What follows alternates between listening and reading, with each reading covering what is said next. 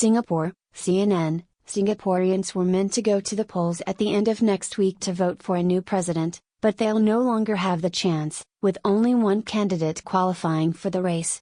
Former Speaker of Parliament Halimah Yacob has emerged victorious by default, after other presidential hopefuls fell foul of new rules. "I can only say that I promise to do the best that I can to serve the people of Singapore, and that doesn't change whether there is an election or no election," she told reporters Monday. What should be a moment of celebration, Halimah will be Singapore's first female president, has proved contentious for several reasons and appears at odds with Singapore's reputation as a technocratic and efficient city-state. While the office of president is largely a ceremonial role in Singapore, he or she has power to veto some of the government's decisions, for example in fiscal matters that touch on the country's reserves, or key appointments in the public service. The only beneficiaries from this reserved presidential election are Halimah Yacob and her team, as well as Singapore's opposition, which now has a new line of attack against the PAP, People's Action Party. The rest of Singapore has suffered, Sudhir Vadaketh, a Singapore author and commentator, told CNN. Halimah was, until recently, a loyal member of the ruling PAP, which dominates Singaporean politics. All Singaporeans are unhappy that meritocracy and electoral fairness, core Singaporean values, have been eroded to fulfill perceived political goals. It's a radical policy that would likely prove divisive elsewhere, but it's one the Southeast Asian nation said was necessary to ensure better representation among the country's three main races, Chinese, Indian, and Malay. It shows we don't only talk about multiracialism, but we talk about it in the context of meritocracy or opportunities for everyone, and we actually practice it, Halimah told the Straits Times newspaper, before declaring her intention to contest the election. The new rules also set stricter criteria on the background of candidates.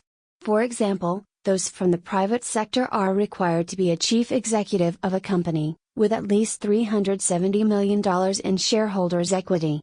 The two other Malay presidential hopefuls, businessmen Saleh American and Farid Khan, failed to gain certificates of eligibility from the Presidential Elections Committee on these grounds, although the Presidential Elections Committee could have exercised its discretion to allow them to run for the office. Critics charge that the new rules are a way for the government to stage manage the election and prevent opponents from running.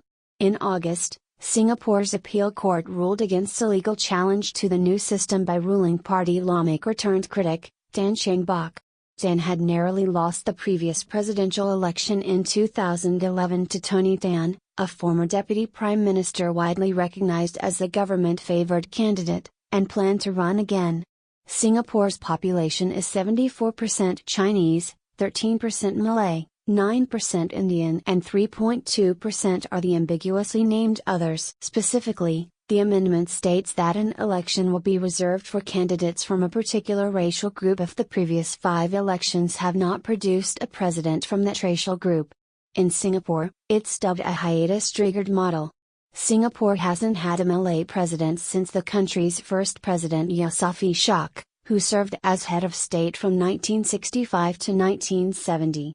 Subsequent presidents have been from the Eurasian, Chinese and Indian communities. The election has also triggered debate on who is Malay and raised questions over how an individual's race can be determined. Candidates were required to be assessed by a 5-member community panel to certify their race as Malay as part of the qualifying criteria. Moreover, Saleh American also has an Indian father, while Farid Khan's identity card lists his race as Pakistani. The government-controlled Straits Times reported what's more. Critics point out that, if the goal really was to improve racial representation and justice, more meaningful measures could be adopted. The Chinese form the majority in Singapore and often dominate in positions of power and influence. While reserving the presidential elections for only Malays is a highly symbolic gesture, there is a need to do more for concrete issues faced by the Malay community such as discrimination, lack of social mobility and relative poverty. Lawyer Fadli Fotsi told CNN. I think that it is more important to focus on removing barriers and improving the lot of the man on the street rather than reserving slots for 1 or 2 individuals. Speaking at a forum on Friday, Chan Chun Sing, a minister in the Prime Minister's office, acknowledged the unpopularity of the new system, saying that it would be a hard journey to convince Singaporeans that the change was necessary. He denied accusations that the amendments were made for political gain. "We are prepared to pay the political price, because we think the future of our country is much more important than any political capital that we may have," he said. What do you think about this news? Scroll down and comment. Thanks for watching. Please subscribe. Goodbye and see you again.